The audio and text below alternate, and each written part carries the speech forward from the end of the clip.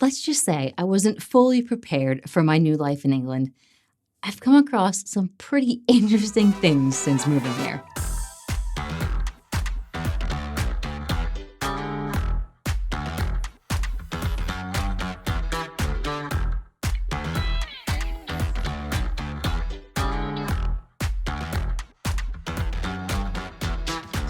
What's up, guys? It's Amanda.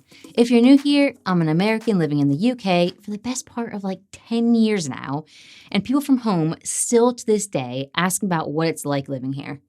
So I thought I'd take the opportunity to share what culture shocks, or I suppose things that are different from my life in the States. And I do want to mention that I'm only speaking from my experience growing up in Pennsylvania, not the whole of the United States, as I'm sure it's probably different all over. And remember, if you enjoy this video and want to support the channel, make sure you give it a like and subscribe so you don't miss out on future content. Pubs have the best names. It's usually just someone's last name in the US. Not here, though.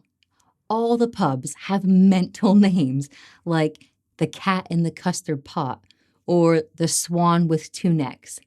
I don't know who comes up with these names, but I absolutely love them. I just think it's a lot of fun. And let me know, what's your favorite pub name or the craziest one that you've come across? Put it in the comments below. I could not believe that families had the equivalent of our Thanksgiving dinner every single Sunday. That is a huge meal to have every single week. Not that I'm complaining, of course, because I absolutely love roast dinner. It's one of my favorites. Roast potatoes and Yorkshire puddings, it's delicious. And if you've watched any of my previous videos, you know how much I love traditional British food. I love how much history is preserved in the UK. You walk through town and you see beautiful cathedrals and castles that you're able to just pop into and visit when you want. Everywhere you go is just steeped in history. Nothing is torn down to make room for new buildings. It's just awesome. And I know it's the norm here, but coming from the US, where it's not as protected and things are usually torn down to put up new buildings, it's just truly amazing to see. I'm used to it now, but this annoyed me when I first moved here because I had never experienced shops closing or closing early just because of the day of the week. I was used to shops being open 24/7. Like literally, if you wanted to go to the store at like 3 a.m. for milk, you could. Was it necessary? Meh. But the option was there if you needed it. No one refrigerates their eggs. I know a lot of you are probably going to laugh at this, but I remember the first time I went shopping, I was searching for the eggs and I could not find them anywhere. Little did I know, they weren't in the refrigerated aisle. You guys keep them next to the bread and crumpets. Who knew? Everything in me just wanted to keep them in the fridge because I thought they would go bad in the cupboard. So much that I actually had to look it up. And apparently, the UK doesn't use the same sort of like cleaning process as the US, and that's why they don't need to be kept cold here.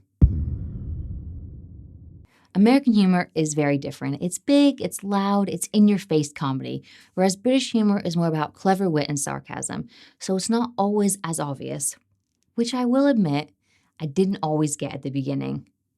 In a previous video, I spoke about how it was difficult when I first moved over because I never knew if people were joking a lot.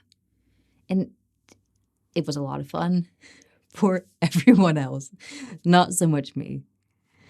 And we, Americans, we do use sarcasm, but not nearly as much, so it took some getting used to. But I like to think that I'm better with it now.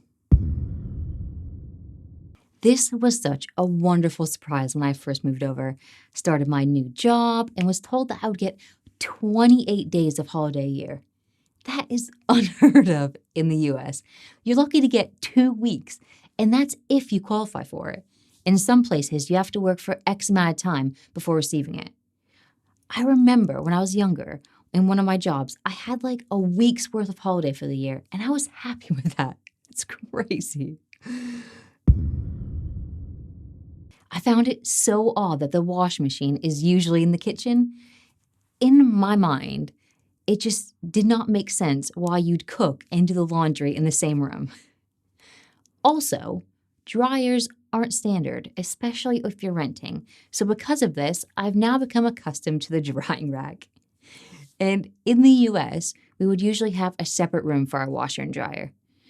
And I do appreciate, generally speaking, the average American house is larger than the average home here. So there's obviously more space for that kind of thing. But I thought it was a bit different, so it was worth mentioning.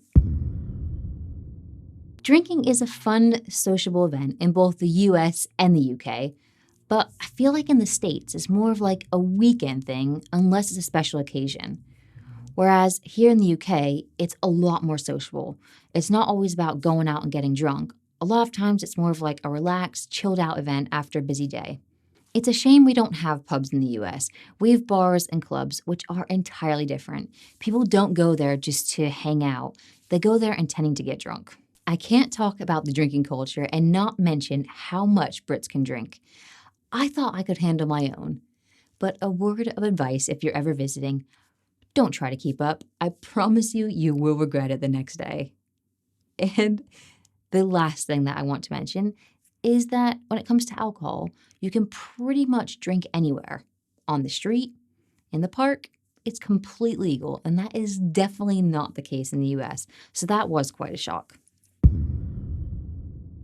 Everyone in the UK uses military time. I completely get why people use it, as there's 24 hours in a day, obviously. But to be honest, it drives me crazy, which is why I don't really use it unless I have to. It's just confusing because I had never used military time before.